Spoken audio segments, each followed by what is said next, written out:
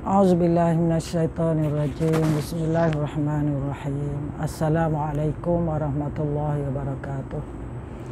Alhamdulillahirabbil alamin wassalatu wassalamu ala asyrafil anbiya'i wal mursalin wa ala alihi wa sahbihi ajma'in. Allahumma shalli ala sayyidina Muhammadin wa ala ali sayyidina Muhammad. Subhanaka la ilma lana illa ma 'allamtana innaka antal alimul hakim. Rabbi shrah li sadri wa yassir li amri wahlul 'uqdatam min lisani yafqahu qawli. Rabbana yassir wa la tu'assir. Rabbi tammim bil khair. Wala haula wala quwata illa billahil aliyyil azim. Amma ba'd. Alhamdulillah kita berjumpa lagi dalam siri tazkirah. Jadi syukur kita pada Allah pada pagi ini diizinkan Allah untuk kita berbicara sedikit mengenai antivirus. Tajuk dia ialah antivirus hati. Baiklah sahabat-sahabat semua, kita berbincang pada pagi ini mengenai tajuk hati. Kerana hati adalah perkara penting dalam hidup kita. Dialah yang memutuskan sesuatu perkara untuk berlaku dalam hidup kita. Sebab itu sebahagian ulama bersepakat mengatakan hati manusia ni adalah ibarat cermin. Jadi kalau cermin ni dia menampilkan setiap objek yang ditangkap lalu memantulkan kembali bagaikan cahaya lampu yang memancar. Mana dia dapat melalui panca indera. Jadi hati ni cermin, dia melalui panca indera di hadapan cermin tu. Jadi manusia menangkap dirinya sendiri. Apabila dia melihat sesuatu keindahan atau kebaikan atau yang makruf, maka kebaikan dan keindahan itulah yang akan kembali pantul kepada kita semula.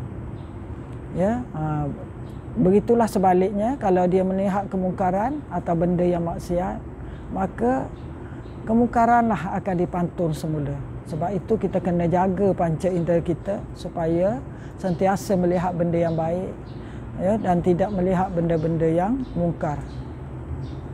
Hati manusia tertutup oleh kabut gelap yang negatif. Jadi sebab itu Nabi SAW bersabda, dari Abu Hurairah disebutkan bahawa Nabi SAW membaca ayat, satu hadis di mana innal abda idza azhaba zamban nukita fi qalbihi nuktatun sauda wa idza istamara ala dzunubi tazdadun nukatu as-sauda'u fi qalbihi hatta yusbaha ala qalbihi ran. Ketika seorang hamba melakukan dosa, tidak timbul satu noktah hitam di kalbunya. Apabila dia terus berbuat dosa, noktah hitam itu semakin banyak lalu menutup hatinya sehingga ia menjadi karat. Ron tu adalah karat. Apakah karatnya? Ialah dosa. Ini hadis ini adalah daripada riwayat Imam At-Tirmizi, Ibnu Majah dan Ibnu Hibban, Hakim dan Al-Baihaqi. Jadi dan begitu juga firman Allah, kalla bal rana ala qulubihim ma kanu yaksibun. Surah Al-Mutaffifin ayat 14. Apa yang mereka kerjakan itu menutupi hati mereka. Itu apa yang maksiat yang dilakukan akan menutup hati kita dengan dosa itu menyebabkan hati tidak dapat membuat keputusan yang baik. Baiklah. Jadi sekarang kita akan lihat bagaimana nak jaga hati. Kalau komputer ada antivirus dia, laptop pun ada antivirus kan. Begitu juga hati kita. Ulama mengatakan hati kita juga perlu kepada antivirus. Hati manusia dia perlu kepada antivirus. Apakah antivirus itu? Supaya hati kita ni tak tercemar oleh dunia dan dikuasai oleh nafsu. Ya, dan Nabi SAW menyuruh kita memasang antivirus di dalam hati kita. Dengan begitu, apabila hati kita mengakses segala peristiwa kehidupan yang mengandungi virus, dia dapat mengotorkannya. Dia dapat menghilangkan kotoran tu. yang boleh merosakkan hati. Apakah antivirus itu? Ialah bertaubat pada Allah Subhanahu Wa Taala, ataupun bertaubat dan juga banyakkan istighfar pada Allah Subhanahu Wa Taala. Sebab itu Rasulullah SAW kadang-kadang timbul perasaan kurang, di mana disebutkan Rasulullah SAW, Ibnu Umar melaporkan, pada suatu pertemuan aku menghitung Nabi SAW membaca Al-Quran, Rabbighfirli wa tub alayya, Rabbighfirli wa tub alayya innaka antat tawwabur rahim, sebanyak 100 kali. Ya, Nabi SAW kalau dia duduk di satu-satu majlis, dia akan beristighfar pada Allah dengan Rabbighfirli wa tub alayya innaka antat tawwabur rahim. Wahai Tuhan, ampunkanlah dosaku dan terimalah taubatku, kerana Engkau Maha Penerima taubat dan Maha Pengampun. Hadis riwayat At-Tirmizi dan Abu Daud. Maknanya Rasulullah SAW sendiri dilaporkan bahawa sentiasa mohon ampun dan bertaubat pada Allah, ya, kepada Allah 100 kali sehari, dalam majlis pun 100 kali. Begitulah, padahal Nabi adalah orang yang maksum, ya. Tetapi baginda sallallahu alaihi wasallam sentiasa bertaubat pada Allah, beristighfar pada Allah. Apatah lagi, maka kita hendaklah banyak beristighfar pada Allah Subhanahu Wa Taala. Sebagaimana sabda Nabi, inna syaitana yajri min ibni Adam majrad dami wa inni khasyitu an yakzifa fi qulubikuma syarrun. Sungguhnya syaitan mengalir dalam tubuh anak Adam kerana mengalirnya darah, dan aku khawatir syaitan menyuruh hatimu berbuat kejahatan. Hadis diriwayatkan oleh Bukhari dan Muslim. Bermakna untuk mengelak daripada syaitan yang mengalir dalam tubuh anak Adam, mengalir dalam darah dan menguasai hati itu, menyuruh kepada kejahatan, maka banyakkanlah kita gunakan antivirus hati, iaitu dengan beristighfar pada Allah Subhanahu Wa Taala. Di mana disebutkan, ya, dalam hadis, dalam surah Al-Hujurat ayat 11, wa man lam yatub fa ulaika humuz zalimun. Siapa yang tidak bertaubat, maka mereka itulah orang-orang yang zalim. Dan disebut oleh Abdul Qadir Al-Jalani rahimahullah, manusia yang seperti itu disebut hamba dunia, manusia yang mengikut kehendak syaitan, bisikan syaitan yang jahat, maka dia adalah hamba dunia, pengabdi nafsu dan penyanjung syahwat. Dirinya tumbuh dan berkembang sebagai kayu bakar api neraka. Ulang balik, ya, Syekh Abdul Qadir Jailani rahimahullah mengatakan, manusia yang mengikut nafsu syaitan adalah menjadi hamba dunia, pengabdi nafsu dan penyanjung syahwat. Dirinya tumbuh dan berkembang sebagai kayu bakar. Sahabat-sahabat semua yang dikasihi Allah Subhanahu Wa Taala,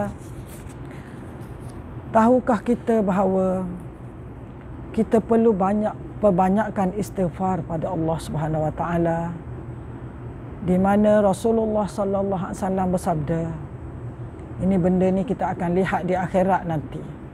Sabda Nabi sallallahu alaihi wasallam, tuba liman wajada fi kitabihi istighfaran katsira. Beruntunglah bagi orang yang mendapatkan di dalam catatan amalnya istighfar yang banyak. Ini hadis ini diriwayatkan oleh Ibnu Majah, ya. Di mana di akhirat nanti, ya, apabila dibuka kitab amalan dan didapati dia banyak beristighfar pada Allah, maka Nabi sebut bahawa tuba liman wajada fi kitabihi istighfaran katsira. Beruntunglah bagi orang yang mendapatkan di dalam catatan amalnya istighfar yang banyak. Oleh itu, ayuh sahabat semua, banyakkanlah kita beristighfar pada Allah Subhanahu Wa Taala, ya, setiap hari. Bukan 100, sepatutnya lebih banyak lagi, supaya kita amalan kita penuh dengan istighfar, ya. Mohon keampunan, zikir istighfar, mohon keampunan pada Allah sebagai satu antivirus kita untuk dimasuki oleh, dihasut oleh syaitan dan nafsu. Di mana disebutkan di sini, kelak kita akan bertemu dengan teman kita pada hari kiamat, lalu kita akan memperlihatkan catatan amal. yang penuh dengan istighfar. Dan orang yang banyak beristighfar akan berkata, lihatlah Allah mengabulkan istighfar yang banyak ini sehingga dia mengampuniku. Oleh itu, istighfar tidak hanya disyariat setelah melakukan dosa, namun juga disyariatkan setelah melakukan ketaatan pada Allah. Jadi banyakkanlah kita beristighfar. Selain daripada itu, selepas beristighfar, kita hendaklah bertaubat kepada Allah Subhanahu Wa Taala daripada dosa-dosa yang telah kita lakukan. Syarat taubat ialah kita menyesal dan berhenti terus dari melakukan dosa yang telah kita lakukan, dan kita tambah dengan, ganti dengan amal-amal soleh.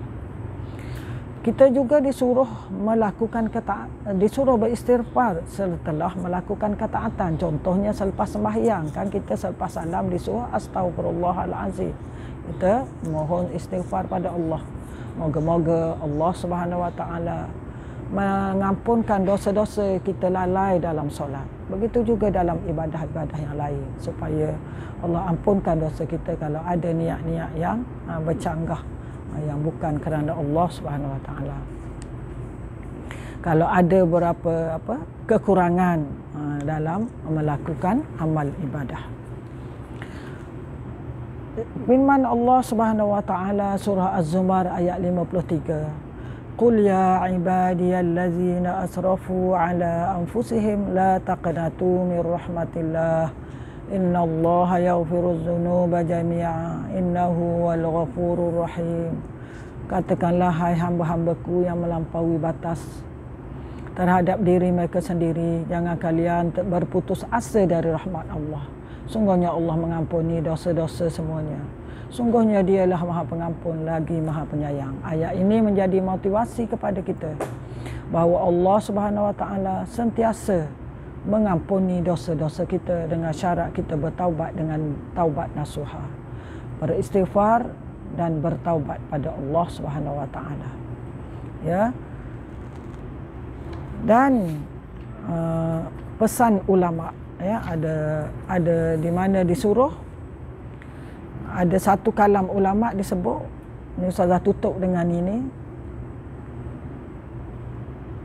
aksiru minal istighfar fi buyutikum wa ala mawaidikum wa fi turuqikum wa fi aswaqikum wa fi majalisikum aynama kuntum wa innakum ma tadruna mata tanzilul maghfirah. Ini adalah kata-kata Hasan Al-Basri rahimahullah. Hasan Al-Basri berpesan pada kita, perbanyakkan istighfar di rumah-rumah, meja-meja makan, jalan-jalan, pasar-pasar dan majlis-majlis kalian, di mana saja kalian berada, kerana kalian tidak tahu bilakah turunnya pengampunan Allah.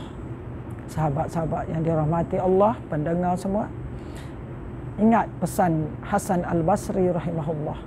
Dia pesan kat kita, sentiasalah mulut kita beristighfar pada Allah di mana sahaja kita ada. Dia beri contoh kat pasar ke, kat majlis ke, kat kedai ke, kat pasar ke, jalan ke.